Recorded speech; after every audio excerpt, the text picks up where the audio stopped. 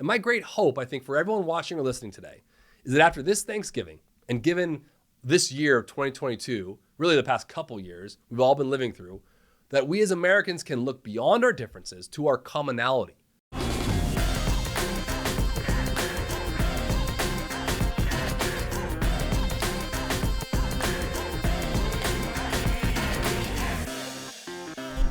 Welcome to Make Your Money Matter. I'm your host, Brad Barrett. I'm also a managing director and partner here at One Capital Management. I'm here each and every week to help you create a better relationship with your money because after all, your money matters.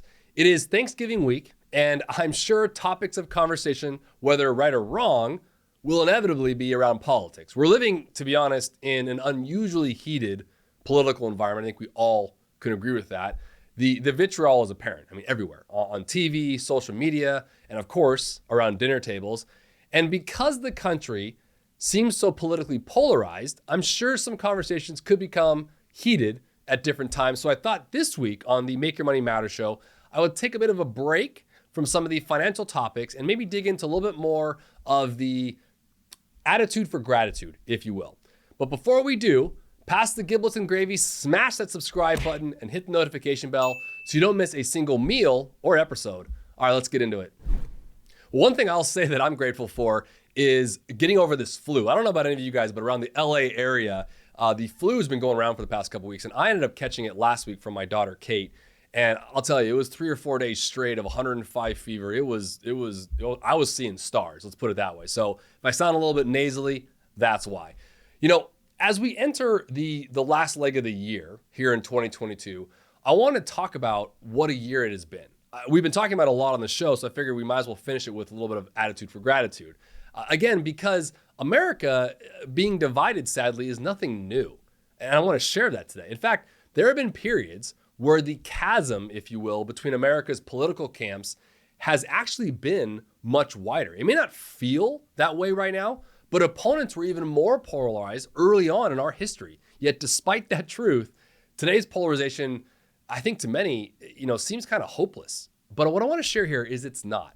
And that's really, we need to all try to remember that this time of year, it's about coming together as one. So let's be respectful, let's be kind, and let's certainly be careful to limit the amount of wine we give to our, let's say, our more volatile family members. We all have that uncle. I know I do.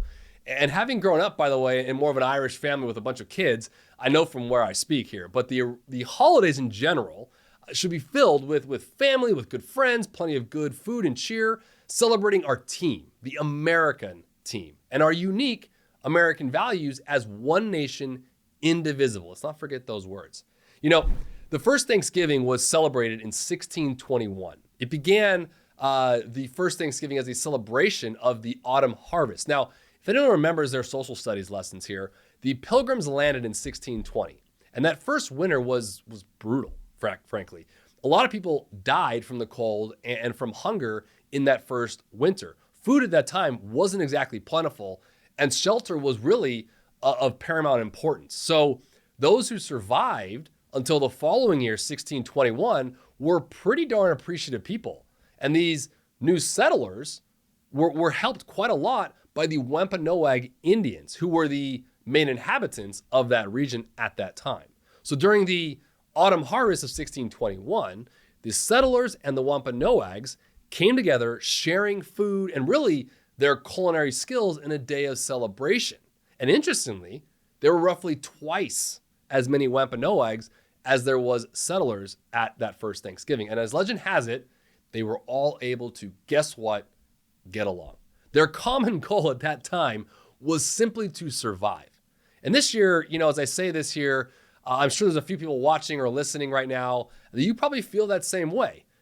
Coming up to your Thanksgiving, maybe even your holiday dinners. But in all seriousness, in 1621, things were harsh. Life expectancy at that time was roughly about 35 years. So there wasn't a whole lot of time to waste on superficial nonsense. Surviving, simply staying alive was the main goal. And for many, it was a lofty goal. The odds weren't high that you'd survive, but let's fast forward now, roughly 2.5 centuries. Our country at that time, if you look at that year, 1863, was in the middle of the Civil War, deeply divided. Remember at the top of the show, I mentioned that we've been in, larger divides in our country. I mean, think about that. The Civil War, we had a war between us here in the United States. 1863, middle of the Civil War, we were deeply divided. And in some ways, I think similar to today, we look at that divide. Now, we're not in a civil war necessarily, but we feel like it sometimes. And President Lincoln, Abraham Lincoln, seized upon the opportunity for a day of unity, all in an effort to bring a war-torn nation at that time back together. The day was proclaimed an official holiday, national holiday, and remains as such today, Thanksgiving Day. And I bring this up because as any of you watch or listen to the Make Your Money Matter show, you know that there's two things I like to focus on throughout pretty much every episode that I like to, thread through there. One is why we do what we do with money, why we do the things we're doing, the behavioral psyche of it, but also past performance. Where have we gone historically and where we are today? It helps us open up our lenses a little bit to see things around us, ahead of us, and behind us, not just focusing on the myopic today. This historical day evolved into what we know today as a day filled with turkeys and parades and football, kind of an all-American day. And of course, political discussions at dinner tables. There are probably as many different versions of the original 1621 autumn harvest as there are people with different points of view. I mean, let's just be honest. I mean, we've heard the stories lately. There's just different viewpoints on that. But although it's now almost 400 years ago, there are some who will attribute a far more nefarious account of the day's events. But the legend of Thanksgiving that carried forward to 1863, the President Lincoln version, painted it as a day of appreciation. And that's how I choose to look at Thanksgiving, and I hope you do too, as a day that embodies our innate, natural, God-given tendency to care for our fellow man, to share, to come together as Americans, to really all get along and be respectful, even with those whom we disagree. And I know I'm saying that to many who are watching or listening right now who might find that actually extremely difficult. But that's how this country was founded. That's how God intended us to be, is to care and love for our fellow man. So let's try to do that this year. And again, like I said, the Make Your Money Matter show today is going a little off financial topics, but we're going to, thread some of that in here in a minute. But I really wanted to kind of share this as becoming grateful for what we have. We've seen an insane year in the markets. We've talked a lot about it here on the show. We talk a lot about it here at One Capital Management within our clients. And sometimes it makes a lot of sense right now to really focus on what we have. My grandfather always told me, your grass is always green where you mow it. So I'm not focusing on Mr. Jones's yard next door. I'm focusing on mine. And I think sometimes right now when we look at who has not, who was lost, what we used to have last year this time, because it's a lot different, right? We've seen a heavy shift in the past 10 or 12 months. But it's okay to take some gratitude and have an attitude for gratitude right now. Today, it's easy to become disheartened about the great divide that separates America. I do.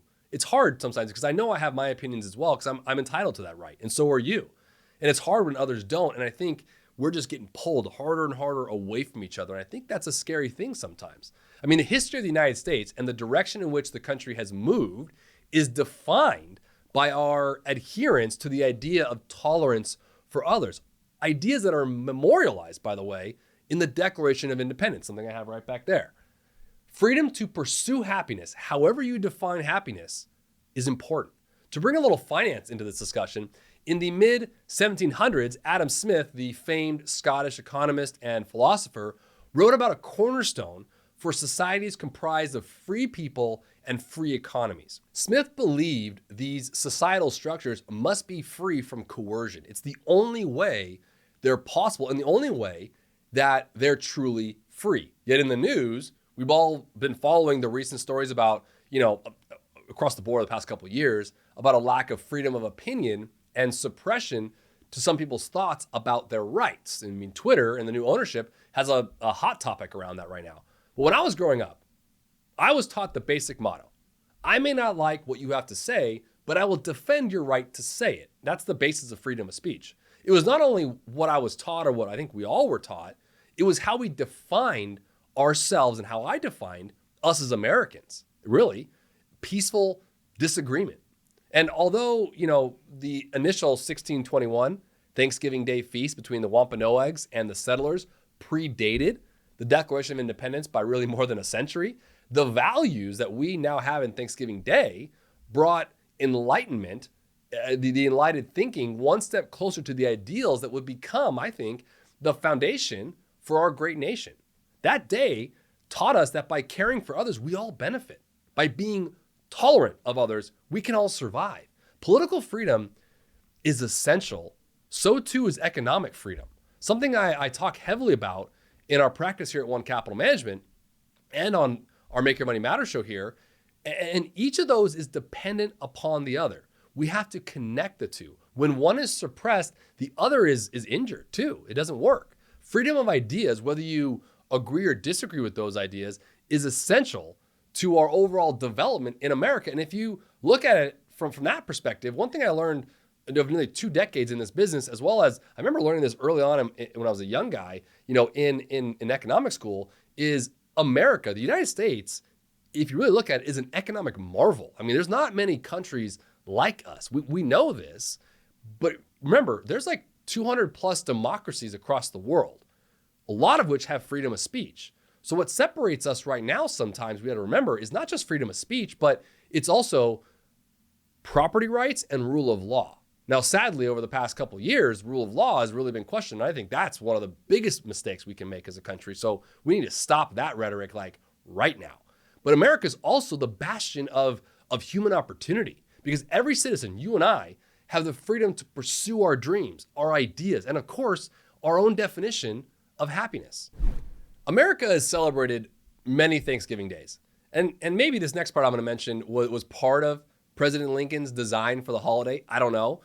But it's funny, right? Thanksgiving lands every 2 and every 4 years. It comes on the heels of midterms or presidential elections. I mean, the midterms a couple of weeks ago, and of course, the 2020 election between Trump and Biden, although those are good examples of an election that divided our nations, I think, as of recent, I want to talk about another one. The 1960 presidential election.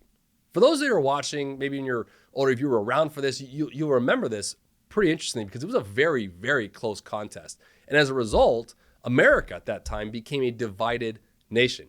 And some of my point about this example is that the media has a way of making us, I'll call it short-sighted, like it just happened or something, like that's all that's happening in our world. But this has been going on in our country for quite a while. Again, the 1960 election was very close, and as a result, divided our nation. In the spring of 1960, the country, if you look at history, fell into a recession. And anyone listening right now, again, who was living at that time period, knows what I'm talking about.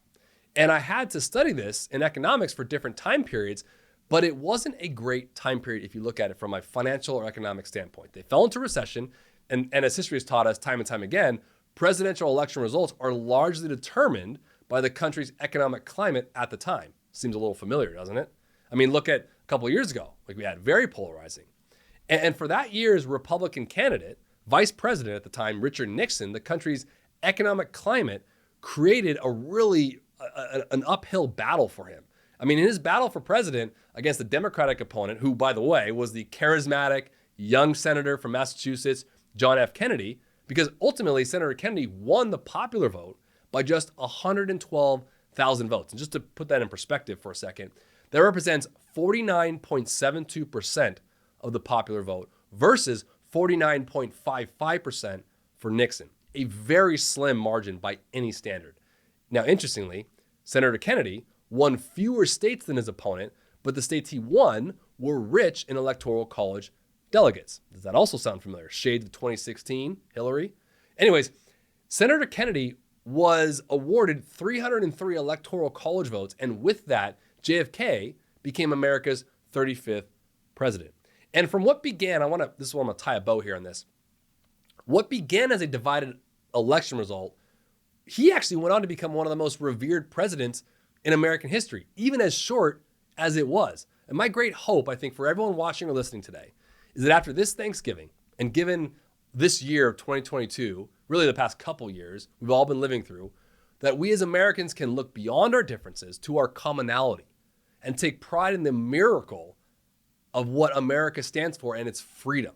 So my hope and prayer is that every one of you has a blessed Thanksgiving. I hope everyone is geared up and excited for a great holiday season coming up as we end and looking really towards the end of 2022 and into 2023.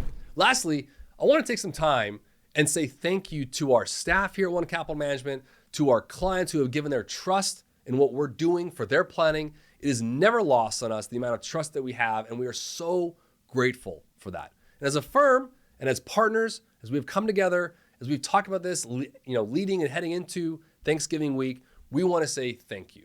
I wanted to share some of the history of some of the stuff that we've all been thinking about. And I thought it'd be good, as always, every week I like to do some research on where we are now and where we've been before. We always talk about finance here and how that plays its way into our mindset, into our psyche, into our marriages, into our family life, everything. Money, whether we like it or not, is a powerful thing. And the love of money, as we know, is the root of all evil, not money itself.